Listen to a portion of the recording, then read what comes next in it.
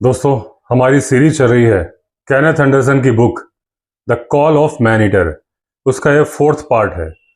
पिछली बार आपने देखा था कि एक चारपाई से घास के मैदान के पास में एक पिंजरा बनाने की तैयारी थी एंडरसन के द्वारा, क्योंकि उस वाटर होल या स्प्रिंग पर टाइगर आता था और जो केयर टेकर थे अनंता स्वामी, उनकी बेटी को टाइगर वहीं से उठा के ले गया था।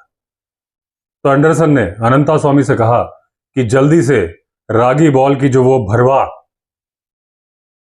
रोटी टाइप की बनाते थे वो बना दे और फिर हमें चलना है, पिंजरा बनाना है चारपाई के द्वारा और बहुत काम है। अब एंडरसन ने आधी रागी की बॉल खाई। बोले वो स्वादहीन थी और पानी के सहारे में किसी तरह से उसको निगल रहा था, खाने में मजा नहीं आ रहा था। अनंता स्वामी ने 2 रागी की बॉल खाई। उसके बाद अनंता स्वामी ने एक डेगची में पानी भरा और ये लोग चल पड़े। डेगची वहीं छोड़ दी। यह इस बात का इंतजाम था कि जब ये लोग वापस लौटेंगे तो चाय बनाएंगे।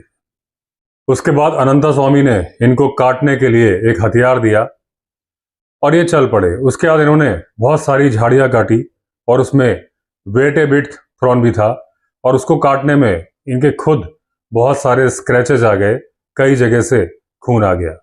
इसके बाद ये 200 मीटर दूर गए उस जगह पे जहां पे ये चारपाई डालकर एक ओट बनाने वाले थे और जहां ये बैठने वाले थे टाइगर के इंतजार में। सेम प्रोसेस हुआ, झाड़ियां काटी, खून आया। अब इन्होंने बहुत सारी लैंटाना की झाड़ियां काटी और उसको कैरी किया उस जगह पे जहां इनको छुपना था। ड्रैग नहीं किया, कैरी किया। रीजन कि टाइगर बहुत चालाक होता है और मैन ईटर टाइगर तो महा चालाक। तो अगर ये झाड़ियां घसीट के ले जाते तो जो निशान बनते, टाइगर उससे भी समझ जाता कि यहां पर खतरा है। अब इन्होंने वो जो छुपने की जगह तैयार कर ली थी, वो जगह तैयार करते करते 2 बज चुके थे। फिर ये फॉरेस्ट बंगलो में आए और एक एक करके वो पलंग उठा के ले गए जिसके पीछे इनको छुपना था। अब इन्होंने दोनों चारपाइयां रख दी या दोनों पलंग रख दिए और उनके जो पैर थे वो बाहर की तरफ निकाले। फिर ये वापस आए और बंगलो से आर्म चेयर इन्होंने निकाली।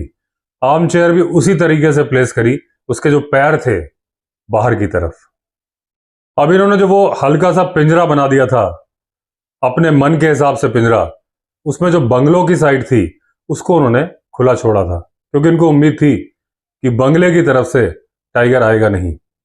और वो साइड भी खुली छोड़ी थी जिस साइड इनको उम्मीद थी कि टाइगर आएगा, जहां वो डमी खड़ी करने वाले थे और जहां इनको गोली मारनी थी वो जगह भी खुली हुई थी।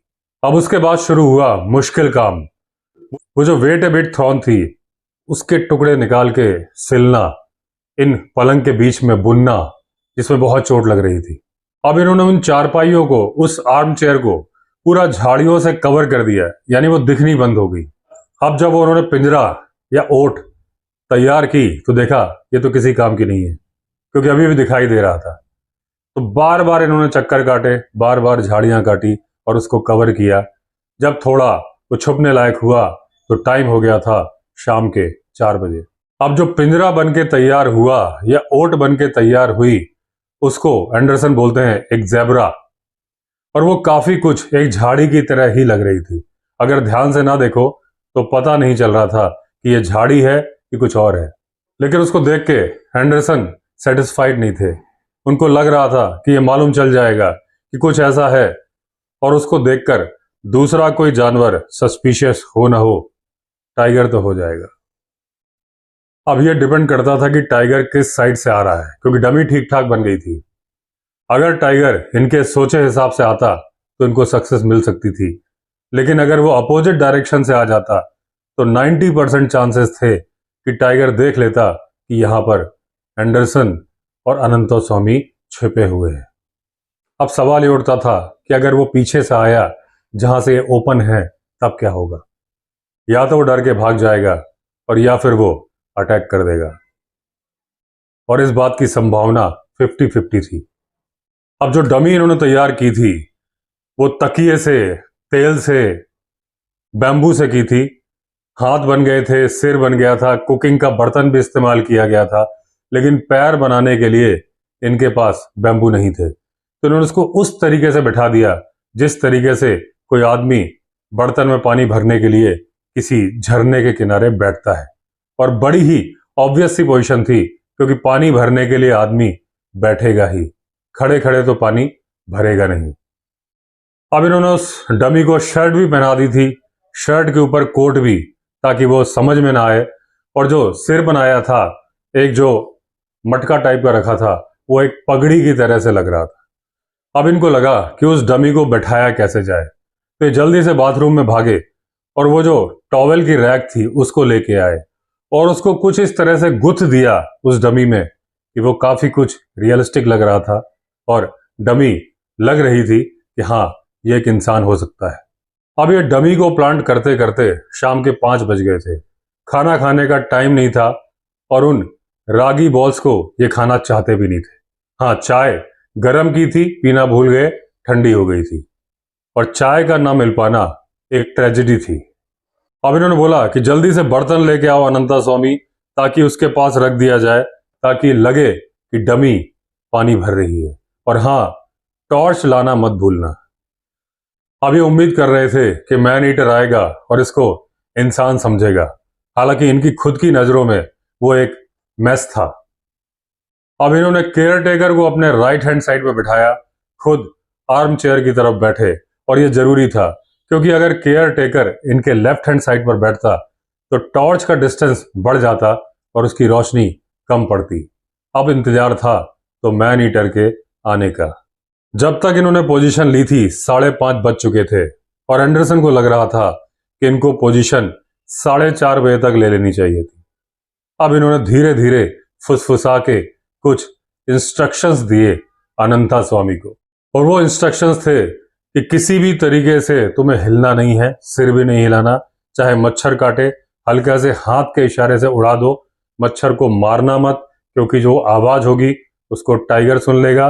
अगर टाइगर दिखे तो अपना लेफ्ट घुटना हिला के मुझे टच करना, और अगर मुझे टाइगर का समझ में आएगा, मैं 2 बार धीरे से तुम्हें टैप करूंगा। टाइगर जंप करेगा उस डमी पर, और जब उसे मांस नहीं मिलेगा, खून नहीं मिलेगा, तो वो गुर्राएगा। और जब टाइगर गुर्राएगा तुम्हें टॉर्च जलानी है, और तुम्हें टॉर्च किसी भी तरीके से अपने हाथ से गिरानी नहीं है। अगर तुमने टॉर्च गिरा दी तो हम दोनों मरे हुए आदमी हैं, क्योंकि अंधेरे में मैं नहीं देख सकता, टाइगर देख सकता है। अनंता स्वामी ने कहा, चिंता मत करो दोराई, मैं आपकी उम्मीद पर खरा उतरूंगा, किसी भी तरह से आपको हताश नहीं होने दूंगा, राजम्मा की कसम। और राजम्मा नाम था अनंता स्वामी की बेटी का। और उसके बाद दोनों में से कोई भी एक भी शब्द बोला नहीं। अब जंगल में तरह तरह के पक्षी बोल रहे थे, कभी कौवा बोल रहा था, कभी कोयल, कभी कठफोड़वा। अब पपीहा पक्षी कैसे पीछे रह जाता, उसने भी बोलना शुरू कर दिया। अब अलग अलग आवाजें आ रही थी और तभी आवाज आई जंगल कॉक की। अब धीरे धीरे डस्क का टाइम, यानी कि गोधूली बेला का समय आ गया। अभी तो रोशनी थी, अब अंधेरा होने लगा था और जंगल दिख रहा था बैंगनी कलर का, और थोड़ी ही देर में अंधेरा हो गया, इतना अंधेरा कि कुछ भी दिखाई नहीं दे रहा था। अब दूर से मोर की आवाज आ रही थी, और वो मोर आवाज करते वक्त ऐसा लग रहा था कि वो उदास है, उदासी में बोल रहा है। और अब एक्टिव हो गए थे नाइट जार्स, जो कि अपनी चक चक वाली साउंड कर रहे थे। एंडरसन बोलते हैं कि मैंने नोटिस किया है कि जब दिन वाली बर्ड्स कॉल करती हैं और शाम वाली बर्ड्स भी उनका जवाब देना शुरू कर देती। अब झींगुर भी इनके पैरों के पास बोलना शुरू हो गए थे। अब आसमान में बादल नहीं थे, तारे साफ दिखाई दे रहे थे। आइडियल पोजीशन थी रात को बैठने के लिए। अब मच्छरों ने इन दोनों का खून पीना शुरू कर दिया था और इनको जगह जगह दर्द हो रहा था जब वो काटते थे। हल्की हल्की हवा चल रही थी और ये धीरे धीरे अपने चेहरे के पास से मच्छरों को उड़ाते थे। क्योंकि उन्होंने पैंट्स पहने थे तो इनके पैर सुरक्षित थे, और इनका साथी अनंता स्वामी वो भी उसी तरीके से मच्छर उड़ा रहा था जैसा इन्होंने इंस्ट्रक्ट किया था। अब एंडरसन को यह सेटिस्फेक्शन था कि ये जो मच्छर काट रहे हैं ये मलेरिया के नहीं है, क्योंकि जो मलेरिया का मच्छर होता है वो हवा में उड़ता रहता है और अपनी सूंड घुसेड़ देता है स्किन में और उसके काटने से दर्द नहीं होता। लेकिन फिर इनके दिमाग में आया, क्या पता उसने भी काटा हो और उसके काटने पर दर्द ना हुआ हो। अब रात में सन्नाटा था और इनको इंतजार था मैन ईटर टाइगर का, जो 3 लोगों को खा चुका था। और इनको लग रहा था, क्या वो सन्नाटा इसीलिए तो नहीं है कि मैन ईटर आने वाला है। अब इनको दूर से एक आवाज सुनाई दी जो काफी देर से सुनाई नहीं दे रही थी और जिसका इनको इंतजार था। यह आवाज थी जैकल की, और जैकल और टाइगर की अक्सर पार्टनरशिप होती है। जैकल इशारा करता है किस तरफ शिकार है और बदले में जैकल को मिलती है टाइगर की छोड़ी हुई हड्डियां। और जैकल की आवाज धीरे धीरे तेज होती जा रही थी। इसका मतलब जैकल इनकी ही तरफ आ रहा था और क्या पता साथ में आ रहा हो उसका पार्टनर। और ये पार्टनरशिप खत्म नहीं होती। जब अकेला शिकार होता है तो वो टाइगर के पीछे रहना पसंद करता है क्योंकि उसे भोजन मिलता है। और जैकल आ रहा था। अचानक इनको लगा कि अनंता स्वामी कांप रहा है और उसका पैर इनकी थाइस पर दबाव बना रहा है। अब घने अंधेरे में इनको कुछ भी नहीं दिख रहा था। इन्होंने अपने कानों पर कंसंट्रेट किया लेकिन कुछ भी सुनाई नहीं दे रहा था। बस वो जो सियार की आवाज थी, जैकल की आवाज, वो नजदीक आती जा रही थी। अब क्या अनंता स्वामी ने टाइगर को महसूस कर लिया था या फिर वो दबाव बनाकर जैकल के बारे में ही बता रहा था? अनंता स्वामी को यह नहीं मालूम था कि मुझे भी मालूम है कि जैकल के साथ टाइगर हो सकता है। अब क्योंकि एंडरसन ने अनंता स्वामी से बोल दिया था किसी भी तरीके से तुम्हें बोलना नहीं है, तो इनको लग रहा था कि अनंता स्वामी कुछ कहना चाहता है।